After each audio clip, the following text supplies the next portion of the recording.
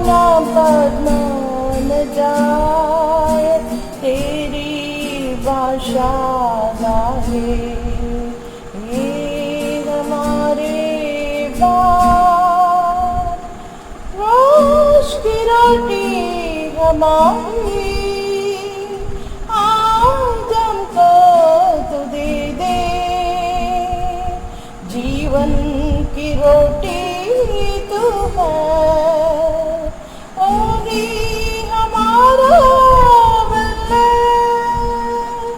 रोज की रोटी हमारी, आज हमको तो दे दे। जीवन की रोटी तू है, ओही हमारा बल्ले। ये हमारे बाप, तू जो आसमान में है, तेरा नाम पद्मा न जाए, तेरी भाषा लाए। ये हमारे बाप, जैसे तेरी मर्जी आसमान में पूरी होती, जैसे तेरी मर्जी आसमान में पूरी होती, वैसे ही तेरी मर्जी जगत में पूरी हो जा। वैसे ही तेरी मर्जी जगत में पूरी हो जा। ये हमारे बाप, तू जो आसमान में है, तेरा नाम पद्मा न जाए, तेरी भाषा गाए। ये हमारे बाप, जिस तरह हम अपने अपराधी को माफ कर दे, जिस तरह हम अपने अपराधी को माफ कर दे, उस तरह ही हमारे अपराध को माफ कर दे। उस तरह ही हमारे अपराध को माफ कर दे। ये हमारे बाप, तू जो आसमान में है, तेरा नाम पद्मा न जाए, तेरी भाषा।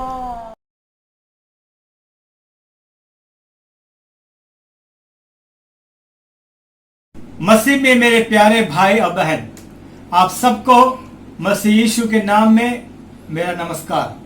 हमारी श्रृंखला की तीसरी कड़ी को लेकर मैं आपके बीच उपस्थित हुआ। जिस प्रकार से हम जानते हैं कि हमारी बाइबल अध्ययन की जो शीर्षक है मिसकोटेड बाइबल वर्सेस, गलत व्याख्या की जाने वाली बाइबल आयतों के ऊपर है। मेरे प्यारों, बाइबल की जब व्याख्या की जाती है, सबसे पहले उसकी परिवेश को हमको अच्छी प्रकार से जानना है। बिना परिवेश को जाने बाइबल के एक वचन को उसके परिवेश से हटाकर हम उसके ऊपर कई प्रकार के व्याख्याएं कर सकते हैं। परंतु हर्मेनेटिक्स, बाइबल के एक शास्त्र है हर्मेनेटिक्स, बाइबल को किस प्रकार से व्याख्या की जानी चाहिए, उसमें हम ये पढ़ते हैं कि बाइबल के परिवेश कभी भी व्याख्या करते वक्त हमें भूलना नहीं है। यदि हम ऐसा करें तो हम गलत व्याख्या कर हम लोगों को गलत राह में हम पहुंचा सकते हैं। आज जब कोरोना का वायरस सारे संसार को परेशान कर रही है, ऐसे हालत में बहुत सारे प्रचारक गण और बहुत सारे विश्वासी गण भजन संहिता 91 को अपने लिए रटते हैं और कहते हैं कि हमारे तंबू के पास या हमारे घर में, घर के निकट, हमारे निकट कोई महामारी नहीं आएगी, क्योंकि भजन संहिता 91 हमें यह प्रॉमिस या यह वायदा देती है। मेरे प्यारो, उसकी परिवेश को हम बिना जाने हम उस भजन को अपने लिए नहीं ले सकते।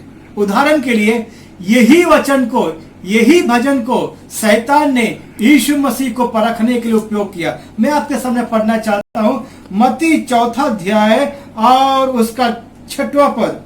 और उसने कहा, यदि तू परमेश्वर का पुत्र है तो अपने आप को नीचे गिरा दे, क्योंकि लिखा है कि वह तेरे विषय में अपने स्वर्गदूतों को आज्ञा देगा और वे तुझे हाथों हाथ उठा लेगा, कि ऐसा न हो कि तेरे पाँवों में पत्थर से ठेस लगे। तो शैतान यीशु मसीह को परखने के बाद कहता है, भजन संहिता 91 को वहां पर रेफर करता है और कहता है कि तू अपने आप को नीचे गिरा दे, क्योंकि वचन कहता है कि वह अपने दूतों को भेजकर तुझे अपने हाथों में थाम लेगा।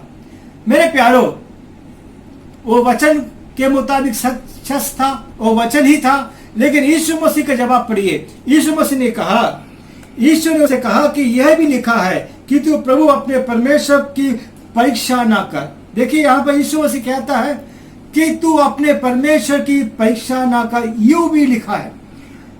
मेरे कहने के मतलब है, सच है कि कोई महामारी या महारोग आपके निकट नहीं आएगा, लेकिन आज की इस हालत में यीशु मसीह हमारा मॉडल है। यीशु मसीह ने कहा शैतान को कि तू अपने परमेश्वर को ना परख। मेरे प्यारो, आज दुख की बात यह है कि बहुत सारे प्रचारक गण और बहुत सारे विश्वासी गण क्या करते हैं, हमको कोई कोरोना नहीं होगा, कोई कोरोना नहीं होगा कहते हुए हमारा विश्वास बड़ा है, हमारा परमेश्वर बड़ा है, यह कहते हुए बाहर निकलते हैं और घूमते हैं और कहते हैं कि हमारा विश्वास बड़ा है।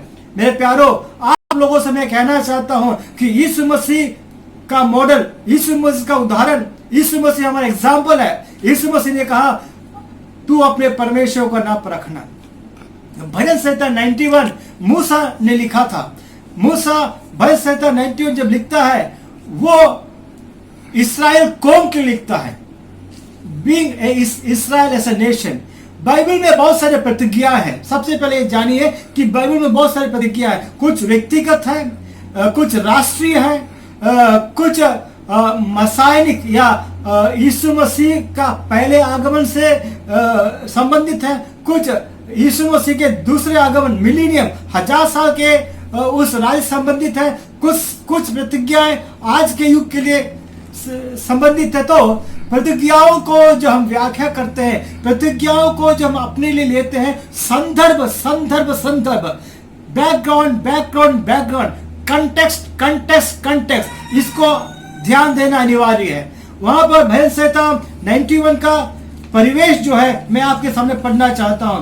भजन संहिता 91 उसका 8वां पद यहाँ पर लिखा है, परंतु तू अपने आंखों से दृष्टि करेगा और दुष्टों का अंत को देखेगा।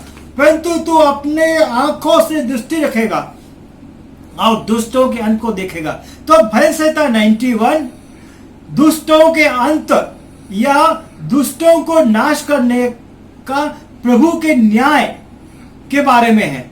वहां पर लिखा है कि जब परमेश्वर दुष्टों को न्याय करेगा, उस वक्त, उस न्याय के वक्त जो महामारी, उस न्याय के वक्त जो महारोग परमेश्वर भेजेगा, उस महारोग से तुम्हें परमेश्वर बचाएगा। जैसे इस्राएलियों को मिस्र से छुड़ाने के वक्त परमेश्वर ने मिस्र में जब महामारी भेजा, तो परमेश्वर ने गोसेन के प्रदेश में अपने लोगों को सुरक्षित रखा। इस प्रकार से परमेश्वर के क्रोध, परमेश्वर के न्याय के समय, परमेश्वर की महामारी के समय जब वो दुष्टों का अंत करेगा, उस वक्त क्या करेगा, अपने लोगों को बचाएगा और वो महामारी उनके पास नहीं आएगा। यह था परिवेश।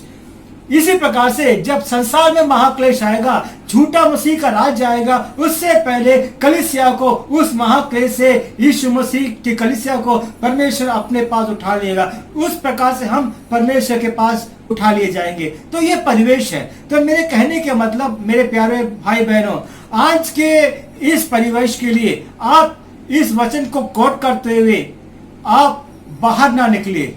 कोरोना से मुझे कोई हानि नहीं होगी, परमेश्वर का वचन यूं कहता है, परमेश्वर का वायदा मेरे साथ ये कहते हुए आप कभी ना परमेश्वर को परखना, क्योंकि व्यवस्था विवरण 6:16 में ही लिखा है कि तुम अपने परमेश्वर को मसा में जिस प्रकार से अपने उसकी परख खड़ी, उसको परखना नहीं। Don't test God. परमेश्वर को परखने के समय नहीं है, ये वो समय है जब परमेश्वर से प्रार्थना करना है। ये प्रार्थना करने का समय है। ये वो समय नहीं है जब बाहर निकलकर हम बड़े विश्वासी हैं घमंड करके और उस महामारी को मोड़ लेना, ये उचित नहीं है। मेरे प्यारों, इतिहास में बहुत सारे महामारी हुई, बहुत सारे प्लेग्स हुआ, बहुत सारे पैंडेमिक्स इस संसार में हुई और कई सारे विश्वासी गण भी इस पैंडेमिक में इन्फ्लुएंजा के द्वारा और कई प्रकार से पैंडेमिक में लोग मारे गए। तो वो सब आपसे भी मुझसे भी बहुत अच्छे विश्वासी थे, लेकिन उनको भी ये महामारी ने खा लिया, उनको भी मार डाला। तो मेरे कहने के मतलब है, ये वो समय है, बाइबल की गलत व्याख्या ना करिए, गलत प्रचार ना करिए और विश्वासियों को ना भटकाए और इस परिवेश को, बाइबल के परिवेश को अच्छे से पढ़िए, अच्छे से समझिए और प्रभु से प्रार्थना करिए कि प्रभु इस वक्त तू हमें जो सिखाना चाहता है, तेरी इच्छा जो हमारे जीवन में है वो पूरी होने पाए। विश्वासी होने के कारण, पवित्र आत्मा हम में वास करने के कारण, यीशु मसीह हम में वास करने के कारण हमारी इम्यूनिटी पावर नहीं बढ़ेगी। हमारी आत्मा का आज उद्धार हुआ है, हमारी आत्मा सील की मुद्रित की गई है, लेकिन हमारा शरीर मुद्रित नहीं किया हुआ है। यीशु मसीह के क्रूस की मृत्यु के द्वारा हमारे लिए जो कुछ चाहिए सब कुछ हो गया है, लेकिन स्टेप बाय स्टेप वो हमारे जीवन में पूर्ण होगा। पहला हमारे आज आत्मा का उद्धार है, यीशु के आगमन पर शरीर का उद्धार होगा। तब तक इस शरीर में इम्यूनिटी पर कम रहेगी, इस शरीर में महामारियां अटैक करेगी, इस शरीर में बीमारी आएगी, कैंसर आएगी, हर प्रकार की बीमारी आएगी। इसलिए सचेत रहिए, बाइबल की व्याख्या सोच समझ कर करिए, परिवेश के अनुसार करिए और प्रभु आप सबको इस वचन से आशीष